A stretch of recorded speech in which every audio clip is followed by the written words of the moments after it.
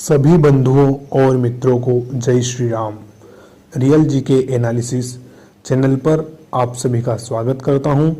और जो आज मैं यह आइडियो बना रहा हूं राष्ट्रीय स्वयंसेवक संघ, जिसे हम आरएसएस के नाम से भी जानते हैं, इसके बारे में। संगठन कैसे बना, कौन इसके संस्थापक थे, किस प्रकार की कार्यशैली रहती है और क्या इसकी विचारधारा है। तो इन्हीं सभी विषयों पर प्रकाश डालने के लिए मैं एक आइडियो बना रहा हूं। चलिए अब हम आइडियो शुरू करते हैं।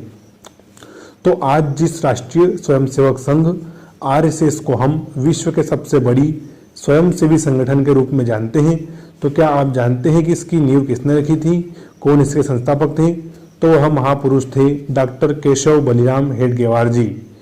अगर इनके बारे में हम बात करें तो चिकित्सा स्नातक की शिक्षा प्राप्त करने वाले डॉक्टर हेडगेवार जी ने अपने जीवन के शेष समय को संघ की स्थापना, संघ के विस्तार करने में लगाया। संघ संगठन बहुत ही सामान्य सी दैनिक कार्य पद्धति पर कार्य करता है। सुबह शाम को 1 घंटे के लिए किसी खुले मैदान प्रांगण में लोगों का एक साथ मिलना, इसे संघ की शाखा कहते हैं। और शाखा में आने वाले लोग स्वयंसेवक कहलाते हैं। वे हल्के फुल्के व्यायाम, कबड्डी जैसे देसी खेलकूद और लाठी चलाने जैसी ग्रामीण युद्ध कला का अभ्यास करते हैं, जो हमारे पूर्वज कई पीढ़ियों और सदियों से करते आ रहे हैं। इसी 1 घंटे की अवधि में स्वयंसेवक आपस में गीत, गायन, धर्म, संस्कृति, इतिहास और समसामयिक समकालीन परिस्थितियों पर भी चर्चा करते हैं। आज भारत में प्रतिदिन लगभग 50,000 शाखाएं लगती हैं। इसके अलावा लाखों स्वयंसेवक ऐसे हैं जो संघ के विभिन्न संगठनों में सक्रिय हैं। चलिए आगे बढ़ेंगे। रविवार 1 अप्रैल 1989 को प्रातःकाल जन्म लेने वाले बालक केशव ने डॉक्टरी की पढ़ाई पूरी करने के बाद 36 साल की अवस्था में नागपुर के एक खंडर में कुछ युवकों को लेकर पहली शाखा सन 1925 में शुरू करी और यहीं से संघ ने कभी पीछे मुड़कर नहीं देखा। हेडगेवार परिवार तेलंगाना के कंडकुर्ती गांव का मूल निवासी था। यह गांव गोदावरी, हरिद्रा और वज्रा नदियों के पवित्र संगम तट पर बसा था। हिंदू धर्मशास्त्रों में गोदावरी के इस पवित्र संगम का उल्लेख भी मिलता है। यही स्थान कन्नड़, तेलुगु और मराठी 3 क्षेत्रीय भाषाओं का मिलन स्थल भी है। किसी समय यह विद्वानों का अध्ययन केंद्र हुआ करता था। कालांतर में कई ब्राह्मण परिवार अच्छे जीवन व अवसर की चाह में तेलंगाना छोड़कर नागपुर में बस गए। शिक्षा के वहां के भोसले शासक वैदिक शिक्षा के संरक्षक माने जाते थे। नागपुर आकर बसने वाले में एक थे नरहरि शास्त्री, जिनके पुत्र थे बलिराम पंत हेडगेवार। सन 1853 में जब नागपुर अंग्रेजी शासन के अधीन आ गया, तब वैदिक शिक्षा की जगह अंग्रेजी शिक्षा का प्रभाव बढ़ने लगा। परिणाम यह हुआ कि अनेक वैदिक विद्वानों को जीविका चलाने के लिए पुरोहित पुजारी का काम करना पड़ा। इससे अपर्याप्त आय होने लगी। इस आय को पर्याप्त नहीं समझा जाने लगा। जीवन अभाव में काटना पड़ता था। बलिराम पंत ऐसे ही ब्राह्मण परिवार में से थे। फिर भी उन्होंने अपनी पत्नी रेवती बाई के साथ सादगी और संतोष का जीवन बिताया। उनकी 6 संतानों में 3 पुत्र और 3 पुत्रियां थीं। पुत्रों में महादेव, सीताराम और केशव थे। 3 बेटियां थीं। उनके नाम सारू, राजू और रंगू थे। हेडगेवार जी अपने माता पिता की 5वीं संतान थे। मात्र 13 साल की अवस्था में बालक केशव के सर से माता पिता का साया उड़ गया। प्लेग की बीमारी उन दिनों जानलेवा होती थी। आर्थिक संकट के बावजूद हेडगेवार जी ने अपनी पढ़ाई जारी रखी। नागपुर, यवतमाल और पूना, वर्तमान पुणे की विभिन्न शिक्षण संस्थाओं में अध्ययन करते हुए वे राष्ट्रीय स्वाधीनता आंदोलन में शामिल हो गए। केशव युवावस्था में ही लोकमान्य तिलक के प्रखर राष्ट्रवाद से बहुत प्रभावित हुए। सन 1910 में वे चिकित्सा विज्ञान का अध्ययन करने के लिए कोलकाता चले गए। उस समय कोलकाता क्रांतिकारियों की सक्रियता का प्रमुख केंद्र था। त्रिलोकीनाथ चक्रवर्ती ने अपनी पुस्तक 30 इयर्स इन जेल यानी कि 30 साल जेल में लिखा था। केशव बलिराम हेडगेवार अनुशीलन समिति के सदस्य हो गए थे। यह समिति अपने समय में क्रांतिकारी स्वाधीनता सेनानियों के दल के रूप में विख्यात हो चुकी थी। उस अनुशीलन समिति के सदस्य और मेडिकल छात्र के नाते केशव सन 1910 से 1916 तक कलकत्ता में रहे। नागपुर लौटकर उन्होंने सन 1916 में अपने परम मित्र भावजी कर्वे के साथ मिलकर विदर्भ और मराठवाड़ा क्षेत्र में क्रांतिकारी दल गठित करने का प्रयास किया, लेकिन कोई खास सफलता नहीं मिली। संभवतः इसी दौरान वे नागपुर के अखाड़ों और व्यायामशालाओं के संपर्क में आए। सन 1921 में वहां लगभग 230 अखाड़े संचालित किए जा रहे थे। 10 साल में ही यानी कि सन 1931 तक उनकी संख्या 570 तक पहुंच गई। व्यायाम और कुश्ती जैसे पारंपरिक खेलों के शौकीन युवकों ने अनेक टोलियां इन अखाड़ों से जोड़ी। स्वाधीनता आंदोलनों में सक्रिय डॉक्टर हेडगेवार ने कई अखाड़ों से बड़े मजबूत संबंध बना लिए। सन 1921 में वे असहयोग आंदोलन में शामिल हुए। उस समय ब्रिटिश सरकार ने उन्हें देशद्रोह समेत कई प्रकारों के आरोपों में गिरफ्तार कर लिया। अगस्त 1921 में देशद्रोह के मामले की सुनवाई के दौरान उन्होंने एक लिखित वक्तव्य पढ़ा जो कि इस प्रकार था। मित्रों, यह आवाज ही सिर्फ मेरी है। यहाँ पर जो भी वक्तव्य लिखा है वो हमारे हेडगेवार जी का है। चलिए मैं वक्तव्य पढ़कर सुनाता हूँ। मुझ पर आरोप है कि मेरे भाषणों ने भारतीयों के मन में ब्रिटिश साम्राज्य के प्रति असंतोष, घृणा और देशद्रोह की भावना फैलाई है। इससे भारतीयों तथा यूरोपीय लोगों के बीच फूट के बीच पड़े। मुझे इसका स्पष्टीकरण देने को कहा गया है। मैं मानता हूं कि एक विदेशी सरकार का किसी मूल भारतीय नागरिक से पूछताछ करना और खुद को न्यायकर्ता बनाना या न्यायकर्ता बन जाना मेरे महान देश की गरिमा का खुला अपमान है। हेडगेवार जी यही नहीं रुके। उन्होंने आगे कहा, मैं नहीं जानता कि आज भारत में कोई विधि सम्मत सरकार है। यदि कोई ऐसा दावा करता है तो आश्चर्य ही होगा। दरअसल एक हड़पी हुई सत्ता दमनकारी शासन के जरिए ताकतवर बनी हुई है। वर्तमान कानून और अदालतें तो इस अनाधिकृत सत्ता के उपकरण मात्र हैं। दुनिया के किसी भी हिस्से में केवल वही सरकार कानून लागू करने के लिए अधिकृत होती है जो जनता की भलाई के लिए खुद जनता के द्वारा बनाई गई हो। इसके अलावा शासन का कोई भी स्वरूप असहाय राष्ट्रों को लूटने के लिए सत्ता हथियाने वाले का छल मात्र ही है।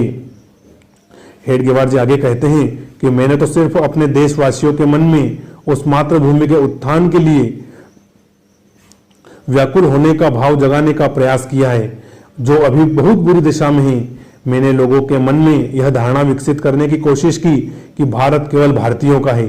यदि किसी भारतीय का बोलना और राष्ट्रीयता की भावना का प्रचार करना देशद्रोह माना जाएगा, यदि वह भारतीयों तथा यूरोपियों लोगों के बीच घृणा फैलाए बिना भी सच नहीं बोल सकता, तो यूरोपीय लोगों और खुद को भारत की सरकार होने का दावा करने वालों को अच्छी तरह समझ लेना चाहिए कि वह दिन दूर नहीं जब विदेशियों को यह देश छोड़कर जाने के लिए मजबूर होना पड़ेगा। आगे वे कहते हैं, सरकार मेरे भाषण का जो स्वरूप पेश किया है वह न तो सही है न संपूर्ण। भाषण के कुछ नोट और अटपटे वाक्यों को लापरवाही के साथ रख दिया गया है, लेकिन मैं इससे विचलित नहीं हूं। जहां तक ब्रिटेन और यूरोप के लोगों के साथ व्यवहार की बात है, मेरे दिमाग में यह बात साफ है कि यह दो देश के बीच पारस्परिक संबंध के बुनियादी सिद्धांतों पर आधारित होना चाहिए। मैंने जो कुछ कहा उसका मकसद अपने देशवासियों के जन्म सिद्ध अधिकार को जताना तो है ही, यह स्वाधीनता पाने के लिए मेरी अपरिहार्यता भी है। मैं अपने कहे गए हर शब्द पर आज भी कायम हूं और कायम रहूंगा। हालांकि अपने खिलाफ लगे आरोपों पर मैं इसके सिवा कुछ नहीं कह सकता, फिर भी अपने भाषण के हर वाक्य और शब्द को उचित ठहराने के लिए मैं प्रतिबद्ध हूं और घोषित करता हूं कि मैंने जो कुछ कहा वह सब पूरी तरह से विधि सम्मत है। इस बयान को सुनने के बाद अंग्रेज न्यायाधीश ने कहा था। अपने बचाव में दिया गया हेडगेवार जी का बयान उनके मूल भाषण से कहीं ज्यादा देशद्रोहात्मक है। डॉक्टर हेडगेवार को 1 साल की कैद की सजा सुनाई गई। जुलाई 1922 में उन्हें अजानी जेल से रिहा किया गया। उसी दिन शाम को उनका नागरिक अभिनंदन समारोह आयोजित किया गया। सभा में उस समय के कांग्रेस के वरिष्ठ नेता मोतीलाल नेहरू और हकीम अजमल खान ने भी भाषण दिया। मोतीलाल नेहरू जाने माने वकील थे। उनके पुत्र पंडित जवाहरलाल नेहरू बाद में स्वाधीन भारत के पहले प्रधानमंत्री भी बने। डॉक्टर हेडगेवार की रिहाई पर द वीकली महाराष्ट्र ने एक लेख प्रकाशित किया जिसमें कहा गया कि डॉक्टर हेडगेवार की प्रखर देशभक्ति और निस्वार्थ भावना को शब्दों में व्यक्त नहीं किया जा सकता। आग से तपकर निकलने पर उनके व्यक्तित्व के इस गुण में और चमक आ गई है।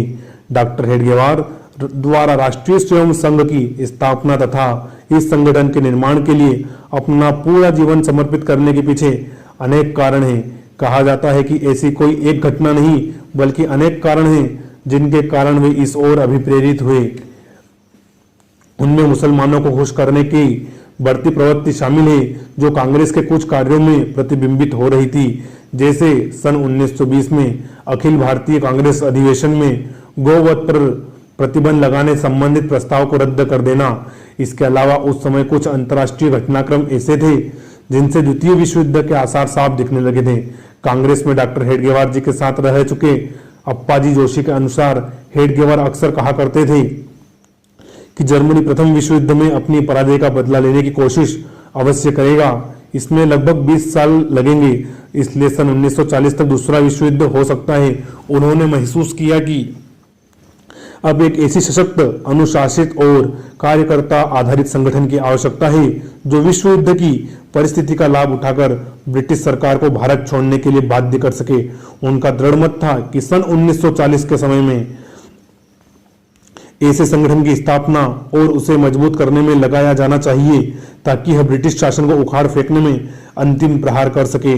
सशस्त्र क्रांतिकारी संगठन और महात्मा गांधी के नेतृत्व वाले अहिंसात्मक राष्ट्रीय स्वाधीनता संग्राम दोनों में सक्रिय रहने के कारण डॉक्टर हेडगेवार को अच्छा व्यवहारिक अनुभव था। इसलिए उन्हें लगा कि ऐसा अनुशासित, प्रशिक्षित और कार्यकर्ता आधारित राष्ट्रवादी संगठन होना चाहिए जो प्रखर राष्ट्रवादी चरित्र का निर्माण करने जैसे आधारभूत क्षेत्र में काम कर सके। डॉक्टर हेडगेवार मानते थे कि जब तक ऐसा राष्ट्रवादी संगठन नहीं होगा, जब तक भारत को स्वतंत्रता मिल जाने पर भी उसे अक्षुण्ण बनाए रखने में हम सक्षम नहीं होंगे। असहयोग आंदोलन के बाद जो हिंदू मुस्लिम दंगे हुए उससे उनके सामने स्थिति और साफ हो गई। स्वाधीनता संघर्ष का तत्कालीन नेतृत्व जो तरीके अपना रहा था उससे डॉक्टर हेडगेवार का मोह भंग हो गया। उन्हें लगा कि बुनियादी सवालों का हल खोजे बिना जो त्वरित उपाय किए जा रहे हैं वे दीर्घकालिक और स्थायी समाधान नहीं हो सकते। राष्ट्रीय स्वयं संघ की स्थापना सन 1925 विजयादशमी दशहरा के दिन हुई। पौराणिक हिंदू धर्म ग्रंथों की मान्यता के अनुसार भगवान श्री राम ने जिस दिन लंका के राक्षस राज रावण का वध कर विजय प्राप्त की उसी दिन विजयादशमी मनाई जाती है। 10 सिर वाले रावण की पराजय के कारण इस त्योहार को दशहरा भी कहते हैं। कालांतर में उत्सव अनीति, अत्याचार, बुराई और कुशासन पर अच्छाई या धर्म का विजय का प्रतीक बन गया। इस दिन संघ का सूत्रपात कर डॉक्टर हेडगेवार जी ने तत्कालीन समाज को पराजित मानसिकता से बाहर निकलने का संदेश भी दिया। आज यह जानकर बड़ा आश्चर्य होता है कि संघ की शुरुआत सिर्फ 15 से 20 लोगों से हुई थी। उनमें भी अधिकतर किशोर या तरुण थे। स्थापना के समय जो लोग उपस्थित थे उनमें भाऊजी कर्वे, अन्ना सोहनी, विश्वनाथ राव केलकर, बालाजी हुड्डर और बापूराव भेड़ी प्रमुख थे। इसके लिए कोई प्रारंभिक तैयारी भी नहीं की गई थी। देश की सेवा के लिए युवकों को शारीरिक, मानसिक और बौद्धिक रूप से सशक्त बनाना ही संघ का एकमात्र लक्ष्य था और है। नियमित रूप से प्रतिदिन लगने वाली शाखा तो वस्तुतः 28 मई 1926 से प्रारंभ हुई। ऐसी पहली शाखा नागपुर के मोहितेवाड़ा मैदान में लगी। अब यह स्थान राष्ट्रीय सेवक संघ के विस्तृत मुख्यालय परिसर का हिस्सा है। संघ की शाखा में शारीरिक अभ्यास और अन्य कार्यों के लिए स्वयं सेवकों को पहले कुछ निर्देश अंग्रेजी में दिए जाते थे, लेकिन धीरे धीरे संगठन का विस्तार हुआ और सारे निर्देश संस्कृत या स्थानीय भाषाओं में दिए जाने लगे। पारंपरिक भारतीय संस्कृति में विश्वास जगाने के लिए संघ बहुत सचेत ढंग से प्रयत्नशील रहा, इसलिए संस्कृत को अपनाया गया। संस्कृत भाषा को देव भाषा कहा गया है और संस्कृत कई भारतीय भाषाओं की जननी तो है ही, इसे संस्कृति का अभिन्न हिस्सा माना गया है। संघ की हजारों दैनिक शाखाओं में स्वयंसेवकों को मुख्य औपचारिक निर्देश संस्कृत में देने की परंपरा आज भी जारी है। किसी स्थान पर शाखा का श्री गणेश सैन्य अनुशासन और सम्मान के साथ भगवा ध्वज केसरी झंडा फहराने के साथ होता है। समापन के समय ध्वज के सम्मुख समवेत प्रार्थना करने के बाद उसे आदर के साथ उतारा जाता है। भगवा ध्वज का स्वरूप अग्नि की 2 शिखाओं जैसा बनाया गया है। ध्वज प्रणाम और इसके समक्ष सामूहिक प्रार्थना करने की दैनिक परंपरा के पीछे क्या तर्क और दर्शन है, उन्हें हम आगे जानने का प्रयास करेंगे।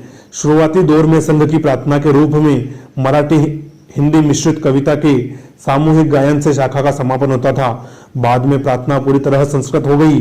पहले की या अब तक प्रचलित दोनों ही प्रार्थनाओं का उद्देश्य स्वयं सेवकों को देशभक्ति की भावना जगाना और उसे लगातार प्रखर बनाए रखना है।